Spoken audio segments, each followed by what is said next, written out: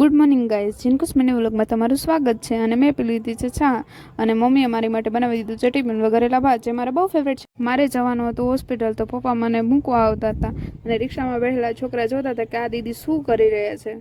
મારી બસ આવવાની હજી થોડી વાર હતી. ફાઇનલી હું બસમાં બેસી ગઈ છું.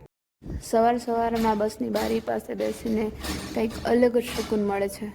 હું પહોંચી ગઈ છું હોસ્પિટલ.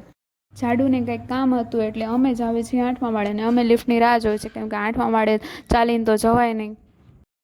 જાડુ એનું કામ બતાવતો ત્યાં સુધી હું જોતી હતી અહીંયા બહારનો નજારો, કે અહીંયાથી સુરેન્દ્રનગર આખું કેવું દેખાય છે. જાડુ કે જો તો અહીંથી મારું ઘર દેખાય છે કે નથી દેખાતું, પણ મેં એને કીધું તું ચોટીલા રહેશ, અહીંયા થોડી ને રહેશ. એનું કામ પતાવીને અમે જતા હતા અમારા વોર્ડમાં, એટલે મિરર જોઈને ફોટા તો પાડવા જ પડે. વોર્ડમાં આવીને તરત જ અમે બે અમારું કામ કરવા માંડ્યા છીએ. તમે જોઈ શકો છો.